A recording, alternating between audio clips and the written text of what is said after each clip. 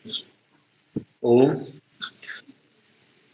ॐ भद्रं कर्णेभिः शृणुयामादेवा भद्रं पश्येमाक्षभिर्यजत्राः स्थिरैरङ्गे दुष्टुवागुंसस्तानो भृभ्यशेमहि देवहितं जदायुः। ओम हरिओम।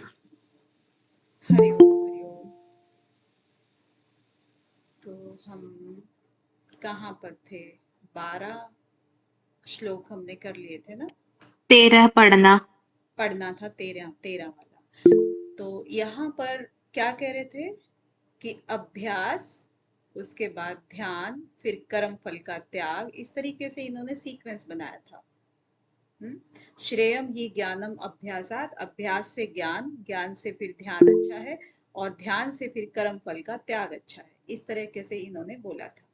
इसी चीज को आगे बढ़ाएंगे कि भगवान ने निर्गुण निराकार ब्रह्म और सगुण साकार भगवान की उपासना करने वाले उपासकों में सगुण उपासकों को श्रेष्ठ बताकर अर्जुन को सगुण उपासना करने की आज्ञा दी। अब सगुण उपासना के अंतर्गत भगवान ने 8वें से 11वें श्लोक तक अपनी प्राप्ति के 4 साधन बताए। अब 13वें से 19वें श्लोक तक भगवान 5 प्रकरणों में इन 4 साधनों से सिद्ध अवस्था को प्राप्त हुए अपने प्रिय भक्तों के लक्षणों का वर्णन करेंगे। तो पहला प्रकरण जो है वो 13 से 14 2 श्लोकों का है, पहला प्रकरण, जिसमें सिद्ध भगत के 12 लक्षण बताए गए हैं। अब इसमें 13 और 14 के अंदर 12 लक्षण इन्होंने बोले। हाँ जी संगीता जी। 13वां, अद्वेष्टा सर्वभूतानां मैत्रः करुण एव च निर्ममो निरहंकारा समदुःख सुख शमी। सेकंड भी पढ़ दीजिए। संतुष्टः सततं योगी यतात्मा दृढनिश्चयः मयि अर्पित मनोर्बुद्धिर्यो मद्भक्ता स मे प्रियः। मद्भक्तः स मे प्रियः। अब इन्होंने इन दोनों में ही 12 लक्षण बताए हैं। सर्वभूतानाम अद्वेष्टा मतलब सभी प्राणियों में द्वेष भाव से रहित, अद्वेष्टा द्वेष भाव से रहित, और च यानी कि और, मैत्र मैत्री भाव वाला, और दयालु भी, ठीक है। और उसके बाद ममता रहित और अहंकार भी, निर्ममो और निरंकार, मैत्री करुणा, और ये सब ये रहेगा। सम दुखम, सभी जो दुख और सुख में जो है ना, समभाव वाला, दुख सुख समभाव वाला, और क्षमी भी होना चाहिए, यानी कि क्षमाशील होना चाहिए, ठीक है। तो ये वाले तो इन्होंने 13वें श्लोक में बता दिए। आगे क्या कह रहे हैं? संतुष्ट, संतुष्ट भी होना चाहिए। सततम योगी, जो लगातार जो है ना वो योगी, यानी कि आपका निरंतर संतुष्ट होना चाहिए, वो योगी है। यत आत्मा दृढ़ निश्चय, और शरीर को वश में किए होना चाहिए। यत आत्मा जहां भी होता है ना, यत और आत्मा, यानी कि अपनी आत्मा को, यानी कि वो चीज उसके कंट्रोल में है सब कुछ। तो शरीर को, जो आत्मा ने जो शरीर धारण कर रखा है, उसकी सभी चीजें उसके कंट्रोल में हो। दृढ़ निश्चय, दृढ़ निश्चय वाला होना चाहिए। मैं अर्पित, यानी कि मुझ पे अर्पित, मेरे अंदर जो भी है वो अर्पित। कौन सी क्या क्या चीजें? मन और बुद्धि वाला, जो भी मन और बुद्धि जो है ना वो सब मेरे में लगा करके, यो मद भक्ता, जो ऐसा भगत होता है वो मेरा प्रिय भगत है, ठीक है, वो मुझे प्रिय है। ऐसा जो भगत है वो मुझे प्रिय है। तो ये इन्होंने बताए हैं सारे। अब इनमें से कोई ऐसा शब्द है जो कि एक्सप्लेन करने लायक हो तो वो कर देते हैं, नहीं तो चलते हैं। मैम अद्वेष्टा मीन्स द्वेष रहित, राइट मैम? हाँ, द्वेष भाव से रहित वो।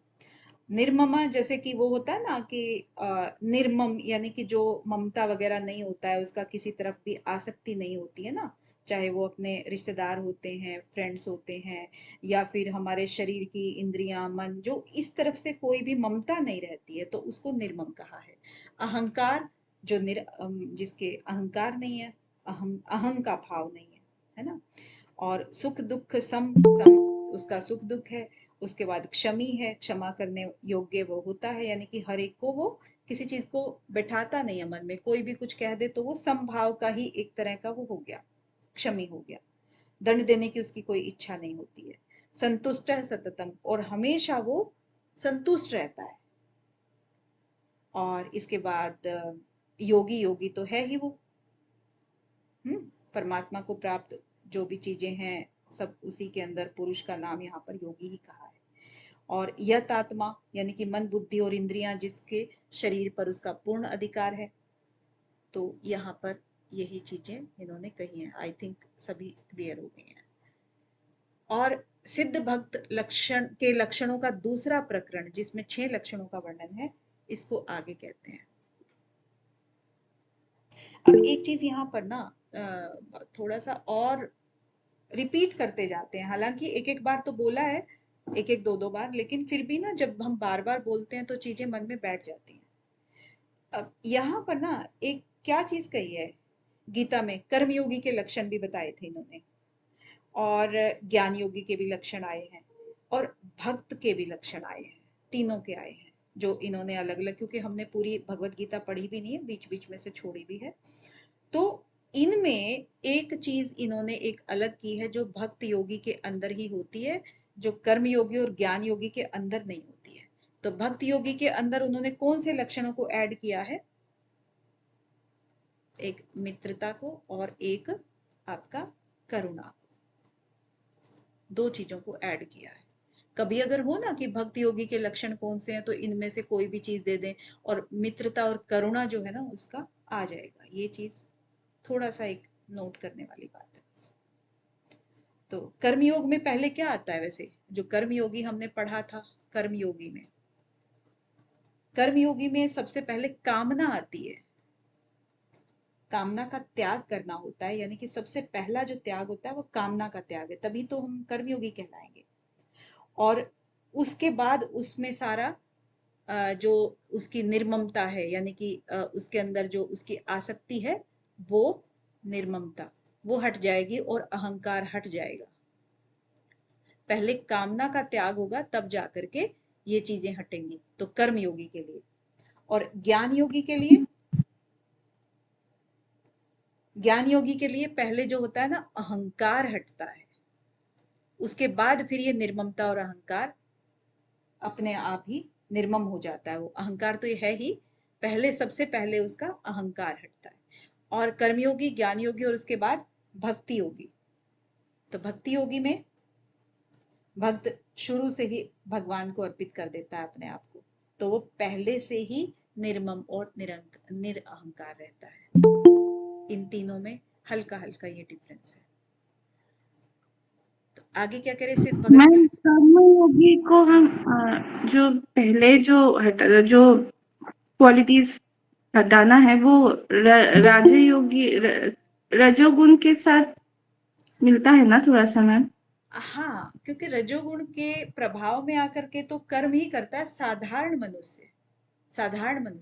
लेकिन जब वो कर्म योगी बन जाता है ना, तो वो अपने आप ही निष्काम कर्म करने लगता है, कामना का त्याग कर देता है। यानी कि काम से जो वो इच्छा नहीं करता है कि ये काम मुझे लोभ के वश करना है, लालच के बस करना है, धन बढ़ाने के लिए करना है, ऐसे करना है, तो कामना रहती नहीं है उसकी।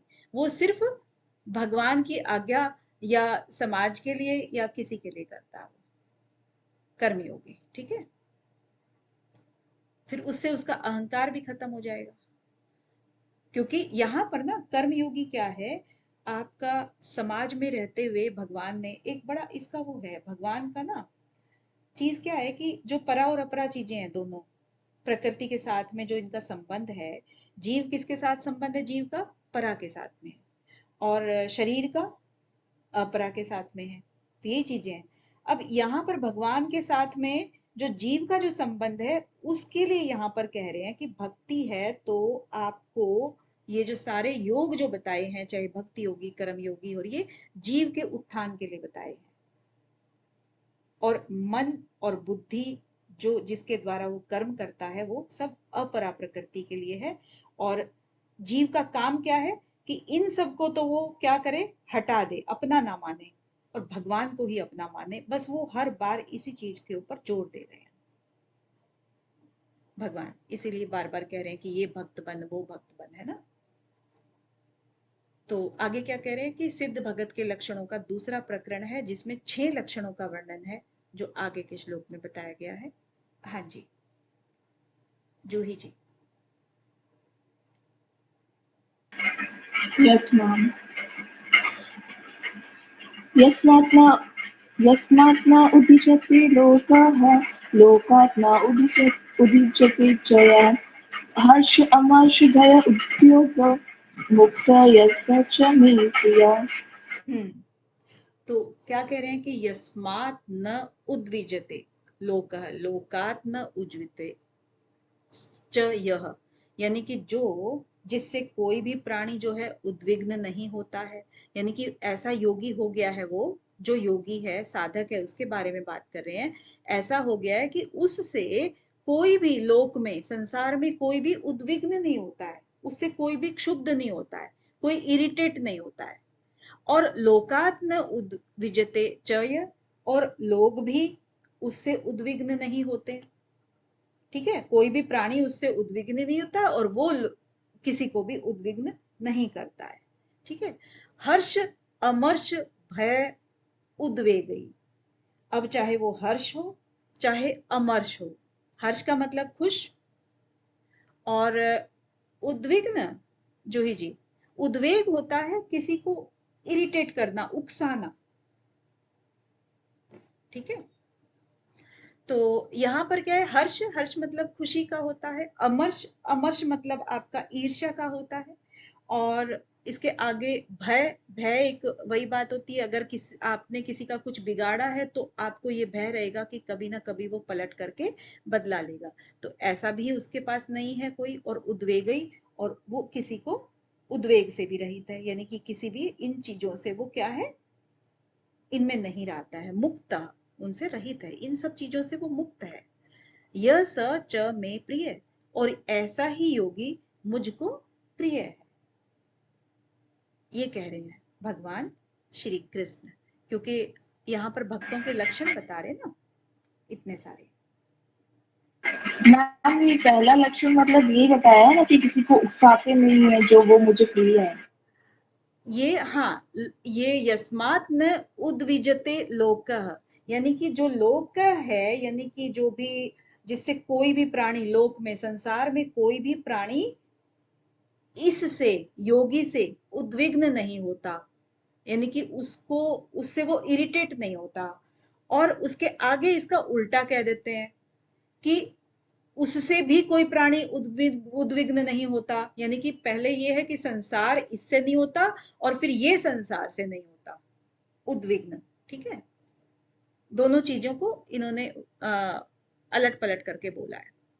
और अगले में 4 शब्द इसने दिए हैं, हर्ष अमर्ष भय और उद्वेगई मुक्त, ये इन सब चारों चीजों से मुक्त होता है। और ऐसा जो साधु है, ऐसा जो योगी है, वो मुझे प्रिय है, ये कह रहे हैं, वो भक्त मुझको प्रिय है। अब अगले श्लोक में क्या कह रहे हैं कि सिद्ध भक्त के 6 लक्षण बताने वाला तीसरा प्रकरण अब आगे के श्लोक में आया है। संगीता जी। अनपेक्षा शुचिर्दक्षा उदासीनो गतव्यथः सर्वारंभ परित्यागी यो मद्भक्ताशा मे प्रियः। हाँ जी प्रवेश जी, बिल्कुल आपकी तरह से ही। तो ऐसे ही योगी जो प्रवेश जी की तरह से हैं, अनपेक्षः शुचि, यानी कि अपेक्षा, यानी कि जो आप आवश्यकता से अधिक जो चीज नहीं रखते हैं, शुचि, और जो बाहर भीतर से जो पवित्र हैं। दक्षः, यानी कि वो दक्ष हैं हर काम में, चतुर हैं, प्रवीण हैं। और उदासीन, उदासीन मतलब जो किसी भी चीज से उदासीन है, यानी कि वो उसके प्रभाव में नहीं आते हैं। और गतव्यथ है मतलब व्यथा से रहित है। ठीक है, तो ये इन्होंने फिर बताए। सर्वारंभ परित्यागी, सर्वारंभ परित्यागी मतलब जो सभी आरंभों का अर्थात नए नए कर्मों का आरंभ जो करते हैं उसके त्यागी हैं, परित्यागी। यानी कि वो ऐसा नहीं है कि नए कर्मों को स्टार्ट कर रहे हैं, अगर कर्मों को स्टार्ट करेंगे तो उनके जन्म या कर्माशय कैसे नष्ट होंगे। तो स वह भक्त यानी कि वो जो मेरा भगत है वो मुझे प्रिय है। ठीक है, ये कह रहे हैं यहाँ पर।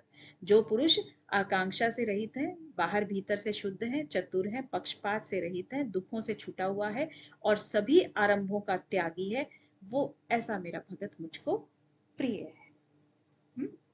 तो यहाँ पर बात ऐसी कही गई है। आगे सिद्ध भगत के 5 लक्षणों वाला चौथा प्रकरण अब आएगा। अब चौथे प्रकरण को कौन पढ़ेगा? पूनम जी। जी मैम।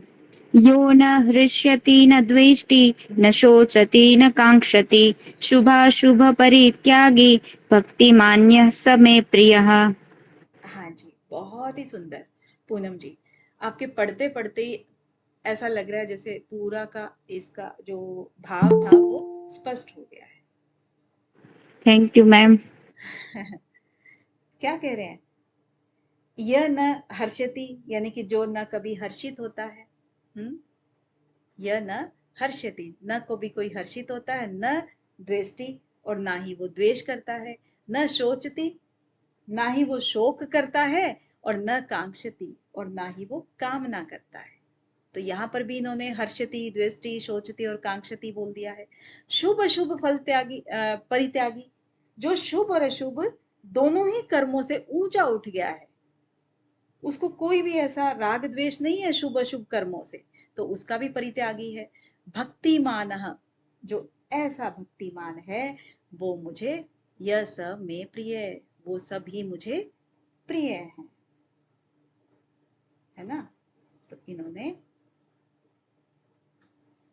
कितनी अच्छी बातें बता रहे हैं। इसके बाद आगे के 2 श्लोकों में सिद्ध भगत के 10 लक्षणों वाला 5वां और अंतिम प्रकरण कहेंगे।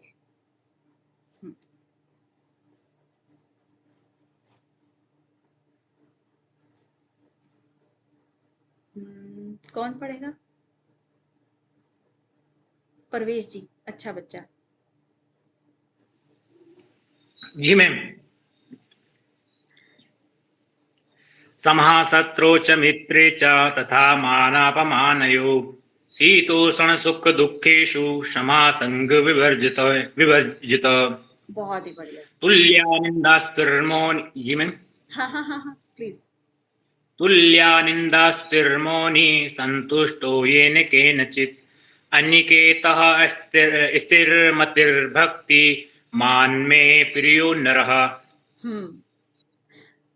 तो यहाँ 2 श्लोकों में इनके 10 लक्षण बताए हैं। भक्त के 10 लक्षण फिर से। समः शत्रौ च मित्रे, यानी कि जो शत्रु और मित्र में समान रूप से, समान रूप से, च तथा मान अपमानयो, और मान अपमान में भी जो सम हो, मित्र और शत्रु में भी सम हो। शीतोष्ण सुख दुखेषु, जो शीत उष्ण मतलब जो अनुकूल और प्रतिकूल आप कह सकते हैं।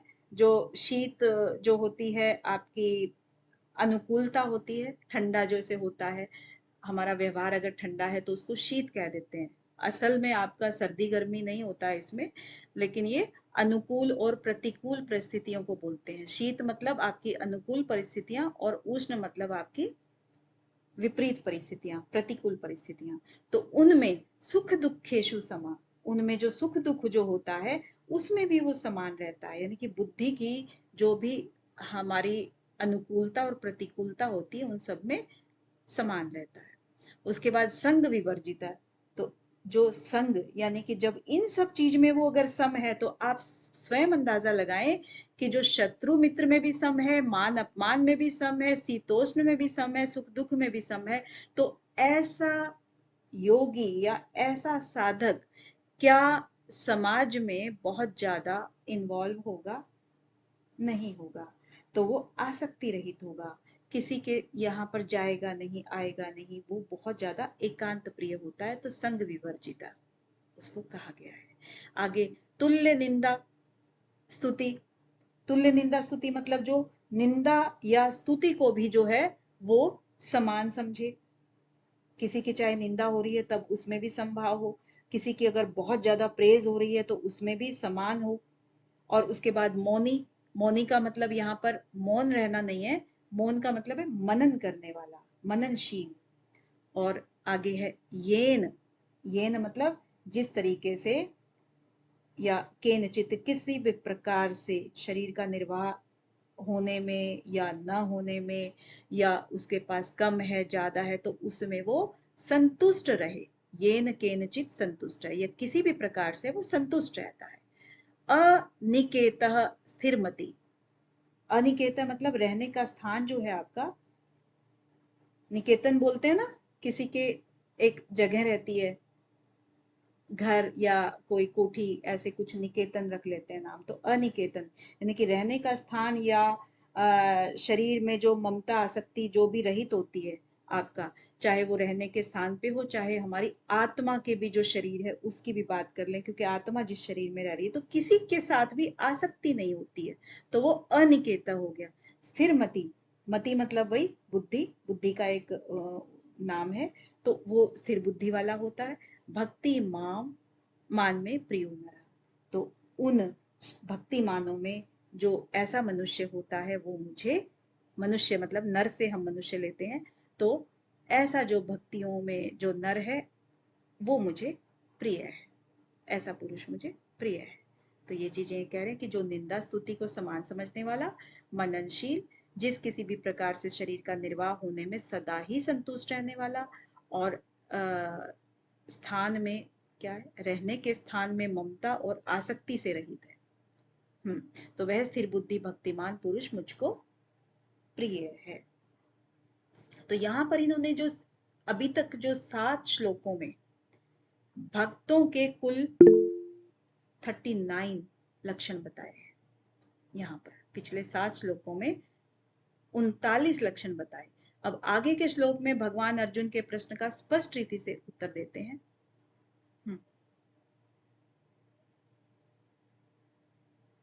कौन पढ़ेगा? मानसी जी। जी मैम। ये तो धर्म्यमिदं यथोक्तं पर्युपासते यद्धानं मत्परमः भक्तास्तेऽतीव मे प्रियः। तो यहाँ पर क्या कह रहे हैं कि ये तो धर्मामृत मिदम, ये जो धर्मामृत मिदम है इसको देखेंगे अभी क्या चीज है। तो जो मुझ में श्रद्धा रखने वाले, श्रद्धा नाम मत परा, जो मुझ में श्रद्धा रखने वाले हैं, जो मेरे परायण हुए हैं, ऐसे भगत इस धर्म में अमृत को, ये जो पहले हमने कहे हैं धर्म में अमृत, वैसे ही यो यथोक्तम, जो ऊपर कहे ना जितने भी 39 लक्षण, इनकी बात कर रहे हैं अभी ये। यथोक्तम पर्युपासते, जिन्होंने इनको अच्छी तरह से उपासना की है और उन्हीं को इन्होंने धर्म अमृत कहा है, ऐसे जो श्रद्धा के साथ में मेरे को परायण हुए भक्त, आगे क्या कह रहे हैं, ते अतीव में प्रिया, वो मुझे अत्यंत प्रिय हैं, अतीव अत्यंत प्रिय हैं, ऐसा ये कह रहे हैं। तो अब इसमें जो धर्मामृत मिदम यथोक्तम जो कहेंगे, इसको एक बार देख लेते हैं इसमें क्या है। देखो इसमें 39 लक्षणों को कहा है इन्होंने, 5 प्रकरण में कहा है धर्म में, क्योंकि जो धर्म से सारे के सारे भरे पड़े हैं, ये करना है, वो करना है, ये चीज होनी चाहिए, वो होनी चाहिए, बहुत सारे इन्होंने लक्षण बताए हैं। लेकिन इनमें जो है ना, कहते हैं किंचित मात्र भी अधर्म का अंश नहीं है। तो वो क्या हो गया, जिस साधन में साधन विरोधी अंश सर्वथा नहीं होता है, किसी भी तरह से नहीं होता है। सर्वथा का मतलब यही होता है ना, किसी भी तरह से नहीं होता है। एक तो अर्थ होता है, एक सर्व अर्थ होता है। तो सर्वथा धर्म विरोधी अंश है ही नहीं। तो उसको कहते हैं धर्म अमृत। तो उस धर्म अमृत की संज्ञा इसको दी है इसीलिए। ठीक है, और अपना यहाँ पे संपन्न होता है मेरे ख्याल से जरूरी जरूरी। हाँ, और कुछ कहना चाह रहे हैं परवेश जी, प्रज्ञेश जी? मैम हाँ जी, 19 में ये केनचित का मीनिंग क्या है? 19 में येन केनचित, ये वाला। हाँ हाँ मैम। हाँ, यही ना, तुल्य निंदा स्तुति मौनी संतुष्ट, ये न कि इनमें से कोई भी, यानी कि किसी भी तरह की कोई भी चीज अगर आपको मिलती है, संतुष्ट उसी में रहता है निर्वाह के लिए ना, कोई चीज मिले ना मिले, केनचित मतलब कोई भी होता है ना। जी मैम। और अनिकेत मीन्स जो हम जहाँ पे निर्वाह करेंगे, जो स्थान में रहेंगे, वही होगा अनिकेत। हाँ, अनिकेत मतलब जहां जिस, चाहे आप झोपड़ी में रह रहे हो चाहे महल में रह रहे हो, आपको उसके अंदर आसक्ति नहीं है। शरीर आपका चाहे काला है गोरा है कैसा भी है, स्वस्थ होना चाहिए, वो तो एक अलग बात है, अदरवाइज उसमें आपकी कोई आसक्ति नहीं है। जीव के लिए तो हम शरीर की बात करेंगे, और जो शरीर है उसको हम मकान की, कोठी की, झोपड़ी की, किसी भी तरीके से हो, कहीं पर भी कोई आसक्ति नहीं है। जी मैम। ठीक है, तो ये आपका हो गया है। तो प्रवेश जी? मैम आज मैं पास कर रही इसको। हाँ, आप कर दीजिए, कोई बात नहीं। Thank you ma'am. ओम तत्सदिति श्रीमद्भगवद्गीतासु उपनिषत्सु ब्रह्म विद्यायां योगशास्त्रे श्रीकृष्ण अर्जुन संवादे भक्ति योगे नाम द्वादश अध्यायः। ओम परमात्मा